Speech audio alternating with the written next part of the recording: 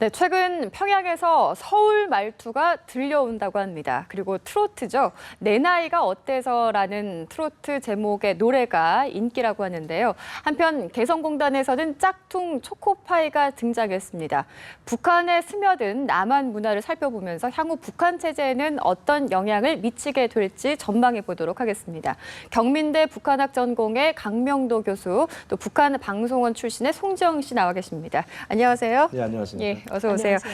우선 교수님께 좀 질문을 드려보겠습니다. 최근에 평양을 중심으로 서울 말투가 유행을 하고 있다 그럽니다. 실제로 그렇습니까? 분위기가 좀 어떤지요? 네, 특히 이제 압록강, 두만강 국경지대 연안 사람들과 평양시 사람들을 중심으로 해서 이런 이야기가 나온 지가 이제 조금 꽤 오래됐습니다. 뭐 예. 엊그제 일은 아니고요. 그런데 지금 한류 드라마를 비롯한 이제 한국산 이제 뭐 드라마라든가 또 우리 뭐 아이돌이라고 하나요? 예. 아이돌 그룹의 노래라든가 이런 것들이 상당히 이제 많이 유통되기 때문에 그런 거를 보고 저도 모르게 따라하다 보니까 저도 모르게 자기 입에서 서울 말씨가 나온다는 거죠. 그러니까 이 단속하는 사람들도 이제 국가안전보위부나 이민보안부 사람들도 단속하다 보면 자기도 모르게 자기도 이제 서울 말투가 나오기 때문에 단속하는 사람도 아차 하고 실수하는 때가 있다는 겁니다. 그러니까 단속하는 사람도 한국 드라마를 봤다는 증거가 되거든요. 그러면, 이런 웃지 못할 이제 예. 이야기까지 나올 정도로 한류 드라마에 열풍하고 있다는 거죠. 그렇군요. 예. 뭐 노래도 있고 드라마도 있는데 이 한류가 그러면은 북한에 스며들고 있다는 이야기인데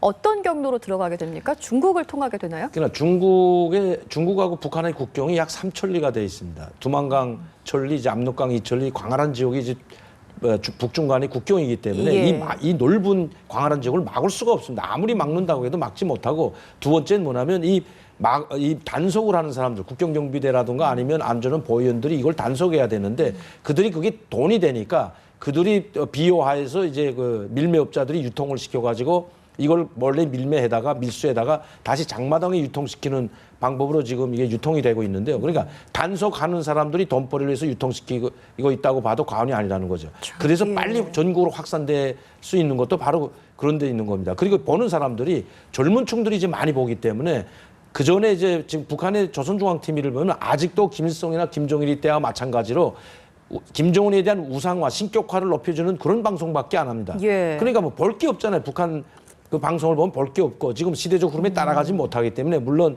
모란봉 악단이라든가 노래도 좀 바꾸고 옷차림도 좀 파격적인 걸 보여준다고 하지만은 그거 가지고는 북한 젊은 사람들의 그 충족을 시키지 못하니까 이런 드라마들이 계속 유행이 되고 또 이제 한류 이런 아이돌 그룹의 노래들이 유행이 된다고 합니다. 예, 참 문화에는 국경이 없는 것 같습니다. 네. 이야기를 들어보니까. 송지영 씨 그게 좀 질문을 드려볼 텐데 탈북하신 게 2006년도인가요? 2004년도. 2004년도시군요. 한 10년 전에 네. 나오셨는데 그때 당시 상황이 어땠습니까? 그때도 뭐 서울말씨를 사람들이 좀 쓴다거나 뭐 한류 열풍이 좀 있었다거나 그렇습니까? 그러니까 그때는 이제 드라마도 이제 저희가 두만강 국경을 마주하고 있었는데 드라마를 많이 보긴 봤지만 그렇게 노골적으로 따라하진 않았습니다. 예. 그래서 이제 예전에 따라했다고 치면 예전에 그 전대협 대표 임시경 씨가 왔을 때 뭐 저는 남조선의 전대협 대표라서 그 말투를 저희가 좀 따라하다가 혼난 예. 적이 있어서 이렇게 노골적으로 따라하진 않았거든요. 근데 최근에는 드라마를 너무 많이 보다 보니까 이제 서울 말이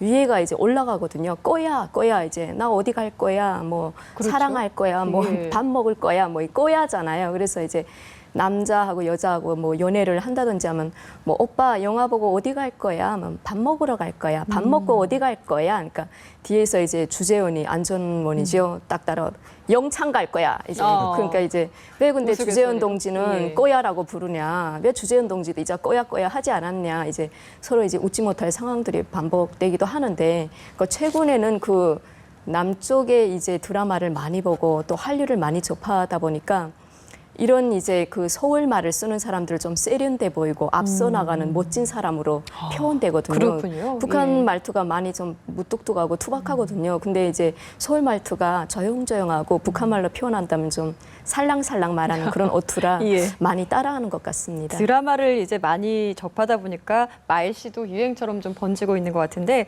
최근에 이제 드라마뿐만이 아니라 남한 트로트를 많이들 들으시는데 특히나 뭐 국내에서도 유행을 한 유행가긴 한데 내 나이가 어때서라는 트로트 제목이 있지 않습니까? 이게 네. 굉장히 히트를 치고 있다고 합니다. 혹시 들으신 내용이 있으신지요? 이제 제가 있을 때는 내 나이가 어때서 그 노래보다 그 찰랑찰랑이라는 노래 아시나요? 예. 찰랑. 그러니까 북한 남자들이 술을 되게 좋아합니다. 어. 원래 간식거리나 군것질거리가 없다 보니까 예. 그러니까 술을 이제 먹으면서 찰랑대네 잔에 담긴 위스키처럼 위스키는 아니지만 이제 이런 노래도 불렀고 또 최진희의 그 사랑에 대한 노래가 있어요. 최진희에 예. 대한 그 노래를 많이 불렀고 또 바람이라든지 또 다 이제 듣고 있군요. 여러 가지 그런 이제 알지 못하게 연변 노래라고 해서 그런 카시트들이 많이 돌았거든요. 예. 그래서 뭐 저희는 그런 노래들을 많이 이제 듣고 또 선전 부분에서 일을 종사하다 보니까 그런 노래들을 제일 먼저 이제 앞서서 이제 듣는 거죠. 그러다가 한 번씩 뭐 이제 파티한다든지 뭐 이제 성별회라든지 아니면 뭐 연말 모임이 있을 결산하다든지 이런 모임 같은 데 이제 부르다가 거기 이제 한 명이 이제 스파이가 있으면 또 혼나는 거고 그래도 다 이제 사상성 있는 노래보다 생활적인 이제 남쪽 노래를 많이 선호합니다. 그래서 그 찰랑찰랑 노래가 예. 되게 남성분들이 많이 불렀던 것 같아요. 인기가 있군요. 네. 근데 이런 부분에 대해서 글쎄 단속은 어떻게 만약에 아까 들키게 되면은 같이 듣다가 들키게 되거나 누군가 밀고를 하게 된다면 여기에 대한 어떤 그 뭐라고 하죠? 그 처벌 예, 수위가. 처벌 수위가 어떻게 되는지 좀 처벌 궁금합니다. 수위가 그 정해져 있습니다. 거기서 이 사람이 당원이고 거기서 책임적인 위치를 있는 사람이 거기에 합류했다든지 주동인지 피동인지 이걸 북한에서는 분명히 가르거든요. 그래서 주동적으로 누가 먼저 선곡을 뗐냐. 근데 저희 쪽에서 이제 뭐 선전대 쪽에 선전대 대장이라는 사람이 선곡을 떼서 남쪽에 이제 욕망의 바다라는 노래, 욕망의 바다라는 드라마에서 나는 주제가를 불렀거든요. 그리고 거기에 대해서 막 설명을 하고 이랬는데 누구 가서 밀거를 한 겁니다. 그래서 예. 거기에 같이 이제 모아붙어서 이제 얘기를 했던 사람들이 다 가서 비판서 쓰고 저서 쓰고 했는데 어떤 사람들은 비판서 쓰고 저서 쓰고 사상투쟁해서 처벌받고 이런 걸로 끝났지만 예. 그 대장 같은 거는 수직갱 막장에 내려가서 한 6개월 동안 채탄검으로 이제 혁명화 내려갔던 적도 예. 있고 그 수위가 다 다르거든요. 네, 더 심하면 또 강제노동이라고 해서 뭐 교화소도 보내는 경우도 있습니다. 그러니까요. 네, 이렇게 사상 단련이라고 눈치를 해서. 보면서 이렇게 네. 가정에서 이게 몰래 보는 수준인 것 같습니다. 남한 문화가 어쨌든 많이 유입이 되고 있는 상황인 것 같은데 그렇습니다. 교수님 또 하나 눈여겨볼 게 이 네. 커피입니다. 네. 이 국내에서도 커피가 뭐 10몇 년 전부터 해가지고 굉장히 유행을 하고 있는데 북한에서도 부유층들을 중심으로 해서 커피, 특히나 이 드립커피라고 하는 거를 많이 마신다. 이렇게 저희가 얘기를 들었거든요. 어떻습니까? 그러니까 제가 있을 때까지만 해도 이 커피라는 건 호텔이나 가야만 있지 뭐 커피숍 자체가 없었으니까 어디 가서 마실 예. 때도 없고 커피 파는 것 자체가 없었거든요. 예. 그리고 뭐 그 외화 상점은 많이 있고 백화점도 있고 외화를 취급하는 백화점 상점도 많이 있었지만은 거기서 가서 사 먹을 수 있는 사람들이 극히 적었기 때문에 커피까지 사 먹을 수 있는 그 여건이 평양에서 사는 사람들도 안 됐습니다. 근데 최근에는 외화가 이제 많이 유통이 되다 보고 장마당을 통해서 돈을 많이 돌다 보니까 이 장마당에서 유통되는 게 물론 북한 돈도 유통되지만 기본 달러나 위안화가 유통되다 보니까 중국에서 이제 그 믹스 커피라든가 그리고 맥심이나 이런 커피들이 상당히 많이 들어가 가지고 커피숍이 아니라 지금 또 커피숍도 등장 또 했다고 합니다. 평양에도. 예. 그리고 커피숍, 햄버거, 피자까지 등장하지 않았습니까?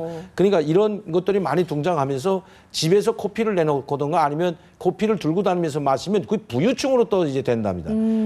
부유층인가 아닌가는 커피를 들고 다니면 마시는 사람이라든가 아니면 집에 왔을 때 손님한테 뭐 막대기 커피라고 하잖아요. 우리말로 맥심 같은 이렇게 예. 그 봉지 커피를 예. 거기서는 그렇게 인스턴트 보는데 커피요. 예. 그걸 이렇게 내놓는 게 상당히 이제 부유하게 사는 걸 보여주는 그 징표처럼 이렇게 여겨지기 때문에 커피에 대한 관심이 상당히 많고 커피숍이 생겼다는 거죠. 1호 커피숍, 2호 커피숍 이렇게 호수별로 나가면서 커피숍이 생겼고요. 그런데 단지 그것은 뭐냐면 일반 주문들은 접근할 수가 없고요. 좀 전에도 말씀드렸지만 달러가 없으면 안 됩니다. 그러니까 문제는 북한 돈으로 자유롭게 사 먹을 수 있는 날이 와야 되는데 아직은 외야만이 있어야만이 그 커피도 사 먹을 수 있고 햄버거도 사 먹을 수 있다는 것이 참 좀 안쓰러운 거죠. 예, 어쨌든 자본주의 문화의 대표격인 햄버거나 커피 같은 부분이 피자까지 등장했습니다. 피자까지 예. 등장을 했지만 이것이 일반 시민들에게는 예. 허용되지 않고 피자, 부유층들. 햄버거도 배달도 된답니다 지금. 근데 그 모든 게 다 정도로. 달라져. 근데 외화가 있어야 되는 그렇군요. 거. 또 하나가요. 그 네. 금은 보석을 소지할 수 있다. 이렇게 저희가 보도를 보고 있고 네. 또 하나가 뭐 국내에서도 부동산 투기라는 게 있는데 실제로 아파트 건설 투기를 한다.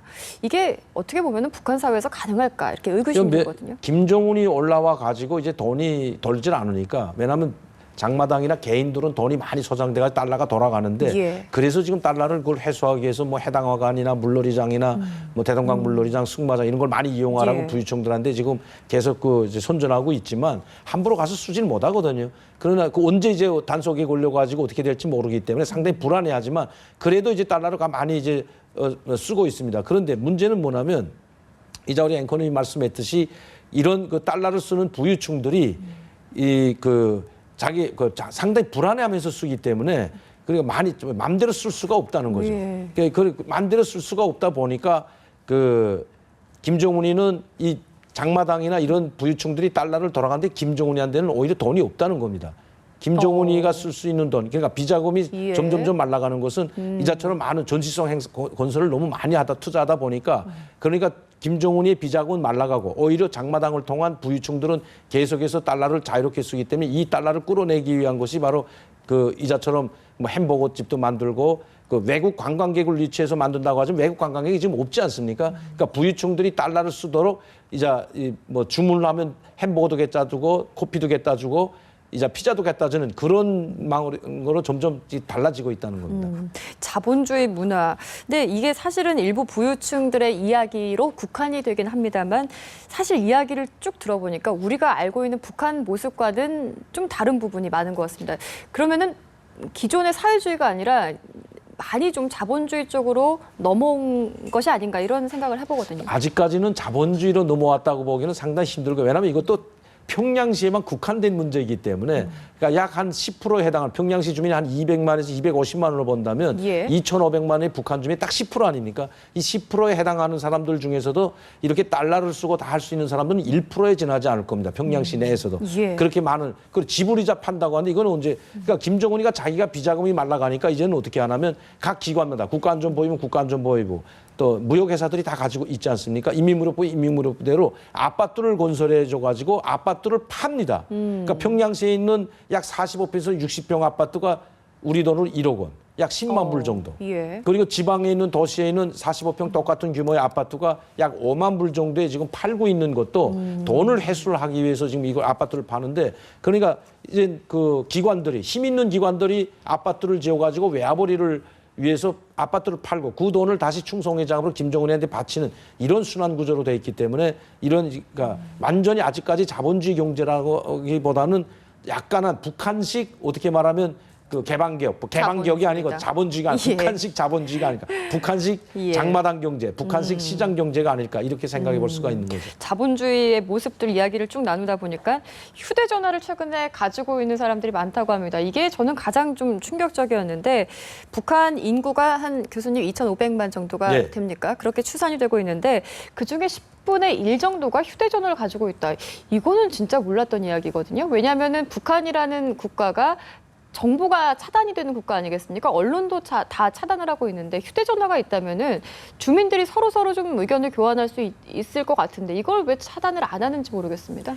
그러니까 그게 외국으로 전화를 할 수는 없고요. 북한 내부에서 전화를 할 수 있는 그 전화입니다. 그러니까 북한 내부에서 뭐 청진에서 뭐 평양에 할 수 있고 평양에서 청진에 할 수 있고 예. 그러니까 북한 내부에서 그러니까 뭐 우리가 중국에다 전화를 할 수 있는 거 국제 로밍도 되지 않은 그런 전화기인데 그 북한에서 이제 이 전화기를 이제 다 이제 보급을 했는데 예전에 한번 2008년도인가 한번 보급을 했다가 다시 또 거둬들였습니다. 아, 나라에서 보급을 하는 건가요? 네, 개인이 사는 게 아니라?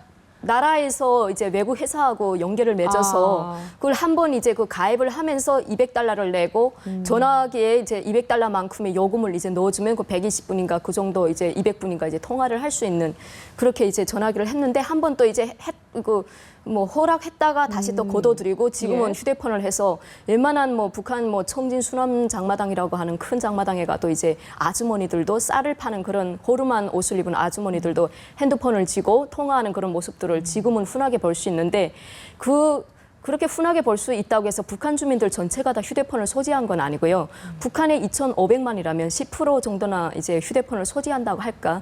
근데 이제 서로 평양 같은 데는 대부분 거의 다 소지했다고 합니다. 5명에 4명은 휴대폰을 소지했다고 해요. 그러니까 대학생들끼리도 연애할 때도 뭐 휴대폰으로 약속 장소를 잡고 시간을 잡고 휴대폰이 없으면 뭔가 이제 떨어지는 그런 이제 신세대에 속하지 못하는 걸로 간주되기 때문에 정말 굶더라도 휴대폰만 무조건 소지해야 된다는 그런 이제 자존감이라고 해야 되나? 예. 부유층의 상징이라고 해야 되나? 분위기가 그렇군요. 네, 그런데 이제 일반 지방에서는 휴대폰을 이제 소지하고 있다면 휴대폰을 벌써 유지하고 있다는 것만 해도 대단하다 이렇게 보인다는 거예요. 그래서 때로는 휴대폰에 전화기 통화 요금이 다 떨어졌는데 이 휴대폰을 가지고 여자친구 앞에서 전화하는 척을 한대요. 그래서 야, 뭐 어디서 만나자 막 이런데 상대방은 전화가 안 오는데 뭐 자기가 전화하는 척 예. 이렇게 그러니까 휴대폰을 항상 간주하고 다니면서 나 휴대폰 가지고 다니는 사람이야.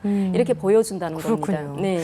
북한의 경우에는 장마당에서 모든 거래가 좀 이루어진다고 저희가 알고 있는데 외국 의류들도 수입을 해서 부유층의 경우에는 그거를 구매해서 입는다. 이런 것이 좀 흔한 일인가요? 네, 이제 예전부터 평양에 가면 외화 상점이라는 게 있습니다. 그 외화 상점에 가면 프랑스 의류라든지 일본 의류라든지 이탈리아 의류라든지 그런 게 있거든요. 근데 값이 엄청나게 비싸기 때문에 웬만한 상위권에 들지 않은 사람들은 거기 가서 옷을 한 벌 구입하기가 힘듭니다. 그렇지만 최근 같은 데는 뭐 일본에서 중고가 들어간다든지 중국에서 뭐 중고 옷이 들어간다든지 이러면 거기서 좀 그 잽싸게 돈이 있는 돈주들이 거기서 이제 질감이 좋고 유행에 맞는 옷들을 골라서 그걸 다시 또 이제 도매장, 이제 소매꾼에게 넘기고 이래서 또 이제 그 일반 사람들은 그 소매꾼한테서 그걸 사서 다시 재봉하는 집에 가서 그걸 자기 몸에 맞게 수치를 재서 이제 해 입는 거죠. 예. 그래도 원단만은 외국 원단이고 이게 뭐 세계적으로 유행하는 뭐 나팔바지 형이다, 뭐 직선바지 형이다. 이게 일본 거래, 뭐 아디다스래. 근데 북한에서는 아디다스를 아다라스 이렇게 표현하거든요. 그래서 예. 뭐 그런 이제 뭐 나일론이래, 뭐래 뭐 이러면서 이제 서로 그 질감 가지고 경쟁하는 거죠. 근데 이런 쭉 저희가 이야기를 나누고 있는 모습들이 자본주의의 모습들이지만은 부유층들 정말 국한돼 있는 몇몇 사람들만 누릴 수 있는 이야기일 텐데 그럼 이들이 또 하나의 계층을 이루게 되면서 어떻게 보면 김정은 위원장 입장에서는 무시할 수 없는 파워를 가진 계층이 되지 않나. 그러면은 이 사람들의 눈치를 좀 보면서 통치를 할 수밖에 없지 않나 이런 생각이 들거든요. 네, 그전 것들은 이제 지금 벌써 그렇게 됐습니다. 왜냐하면 지금 그전 것들 저희가 있을 때만 해도 이제 한 15년, 20년 전만 해도 북한에서는 달러가 아무리 써도 출처가 분명하지 않으면 쓰지를 못해요. 왜냐하면 자꾸 감시하기 때문에 달러를 쓰게 되면 감시하기 때문에 이 달러가 어디서 나나 추적이 들어오거든요. 그래서 뭐 일본에 친척이 있다든지 중국에 친척이 있다든지 해외에 자주 나갔다 온다든지 이런 거 외화벌이를 한다고 해서 달러를 쓸 수는 없는 겁니다. 예. 그러면 그걸 그 국가 자금을 횡령해서 쓰는 걸로 되기 때문에 외화지만 자기가 다 공무원인 이상 외화를 벌어도 다 국가에 들어가는 거지 자기가 쓰라는 건 아니거든요. 이렇기 때문에 상당히 출처가 분명하고 못 쓰게 했는데 지금은 어떻게 돼서 쓰는가 하면 좀 자유롭게 쓰기도 풀어놔줬습니다. 왜? 돈이 안 돌아가니까. 예. 그러니까 자유롭게 쓰도록 풀어놔줬는데 장마당을 통해 가지고 돈을 많이 버는 사람들이 돈을 그 이제 밀매 시장에서 그러니까 암 시장이라는 곳에서 북한 돈하고 달러하고 바꿉니다. 이 바꿔서 쓰기 때문에 어디서 써나 장마당에서 받겠다고 하면 되거든요. 출처가 있는 거죠 이제는. 그리고 이런 돈을 계속 단속하게 되면 돈은 계속 또 밑으로 지하로 숨어들기 때문에 그렇게 하면 북한에 손해나는 건 김정은이 자기 비자금만 더 손해난다고 보고 모아지지 않기 때문에 북한의 김정은이가 이야기한 것이 달러를 마음대로 쓰게끔 있는 사람 다 쓰게끔 풀어놓으라고 했습니다. 예. 그래서 아파트도 지금 10만 달러에 팔고 있는 겁니다. 지방에는 5만 달러에 팔고 평양에는 아파트도 10만 달러에 파는 정도로 우리나라 이제 우리 돈으로 보면 한 1억 1천만 원 정도에 팔고 있는데 이렇게 1억 1천만 원이라는 돈은 상당히 큰 돈이거든요. 그런데도 아파트 사는 사람들이 없어서 못 살 정도로 그런 또 중심에 이 달러로 살 수 있는 아파트는 평양시 중심에 있는 아파트들이기 때문에 그렇기 때문에 지금 북한에 이 돌아가는 이걸 보면 예. 이미 사회주의지만 사회주의 아닌 이미 자본주의 경제로 돌아섰다고도 볼 수 있고요. 또 이런 부유층들은 부유층들의 일만이지만은 북한에는 평양시에 가면요 외화 상점이 얼마나 많은지 모른다.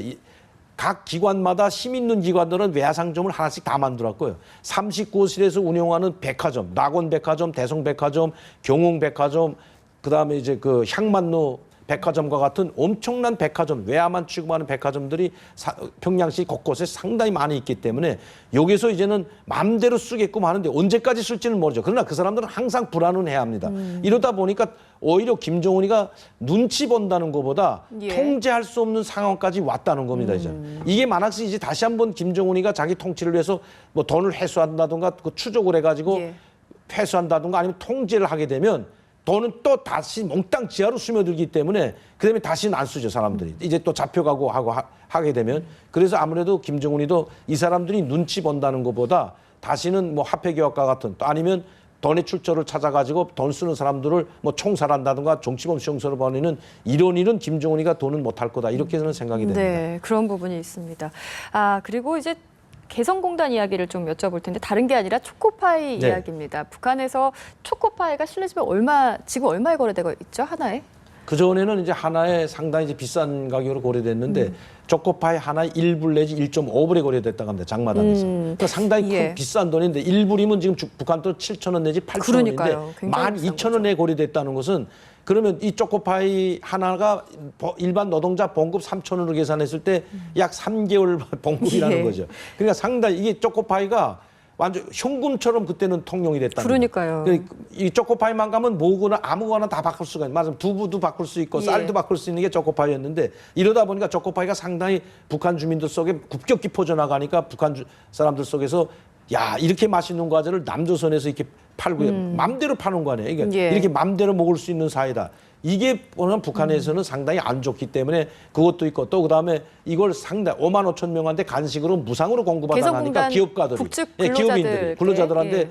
공급하다 보니까 양이 어마어마합니다. 한 사람한테 하루에 5개만 그렇죠. 줘도 약 한 30만 개가 들어가야 되는데 엄청나거든요. 그러니까 북한의 개성공단 관리청국에서 이걸 가만 보니까 북한이 그냥 이제 이 초코파이 공장에서 공짜로 주는 게 아니고 기업인들이 사다가 주거든요. 자기 노동자들한테, 그 근로자들한테. 그러다 보니까 북한에서 머리를 쏘가지고 그것마저도 외화벌이에 좀 자기네가 이제 한 푼이라도 외화를 보려고 거기서 사지 말고 초코파이는 못 들어오게 했죠. 못 들어오고 우리 과자를 사서 주라 해가지고 북한에서 만든 과자를 사주다 보니까 한심합니다. 그러니까 모조품인 거죠? 그러니까 짝퉁 아니 그러니까 이번에 이 초코파이라고 경단 하는 설기 게. 나오기 전에 예. 이미 북한에서 자기네가 만든 과자, 이 경단 설기보다 좀 못한 과자를 주니까 한국 분들이 그걸 사서 줄 수가 없잖아요. 너무 못하니까. 예. 그래서 이번에 나온 것이 고육지책이라고 봐야 되겠죠. 경단 설기라고 해가지고 찹쌀떡 같은 경단이 찹쌀로 만든 겁니다. 예. 우리는 도너츠보다 조금 작은 도너츠라고 생각하면 됩니다. 이 개성시의 특산물인데 특산식품인데 지금 이거를 화면에 나오고 있네요. 납작하게 만들어가지고 두 개를 겹을해가지고 초콜릿 물을 먹인 것이라고 생각하면 됩니다. 이걸 경단설기라고 이름을 붙여가지고 예. 이걸 북한 측으로부터 사게끔 만드는 거죠. 기업인들이 사서 기업 노동자들한테 근로자들한테 논아주라는 것이 바로 북한의 지금 입장입니다. 그러면 북한은 자기네 걸 팔면서 돈을 벌잖아요. 외화를 벌기 때문에. 그래서 이제 이걸 아마 내놓은 것 같습니다. 그렇습니다. 이렇게 뭐 북한이 아무리 막으려고 해도 앞서서 뭐 문화에는 국경이 없다 이렇게 말씀을 드렸는데 자본주의 문화가 점점 이렇게 들어오고 있습니다. 시간이 지나면 아마 이거는 더 심해질 수도 있을 것 같은데 이런 현상들이 글쎄 어떻습니까? 김정은은 과연 이런 현상들을 어떻게 바라보고 있을까요? 그래도 김정은이 지금 한 행태를 봐서는 수에서 유학을 좀 해왔기 때문에 웬만한 정도에서는 그냥 눈 감고 넘어가는 것 같아요. 왜냐하면 이런 흐름을 계속 막을 수는 없기 때문에 예. 지금 뭐 퇴폐적으로 옛날에 고전을 뭐 치마저리 길게 입고 노래 부를 수는 없잖아요. 그러니까 지금 김정은이가 보니까 김정은이가 만든 모란봉 경우막단도 노래를 보면 옷도 파격적이고 몸도 흔들고 그렇더라고요. 이건 있을 수가 없던 일인데 지금 그런 걸 일반 주민들한테 공개하고 있거든요. 왜? TV를 조선중앙TV에서 공개하기 때문에 김정은이도 뭔가 지금 퇴폐적으로 옛날 고전 쪽으로만 가게 되면 북한 젊은 사람들의 마음을 잡을 수 없고 다 놓친다고 생각했기 때문에 어느 정도 범위 내에서는 약간씩 허용해주고 있는데 이 약간의 허용이 아마 이 정말 고센 물결과처럼 들어가가지고 언젠가는 북한도 개방개혁을 갈 수밖에 없는 그런 시기가 올 거라고 보여집니다. 예, 분명히 변화의 바람은 불고 있는 것 같습니다. 네, 이렇게 해서 지금까지 경민대 북한학전공의 강명도 교수 그리고 북한방송원 출신의 송지영 씨와 함께 이야기 나눠봤습니다. 두 분 고맙습니다. 네, 감사합니다. 감사합니다.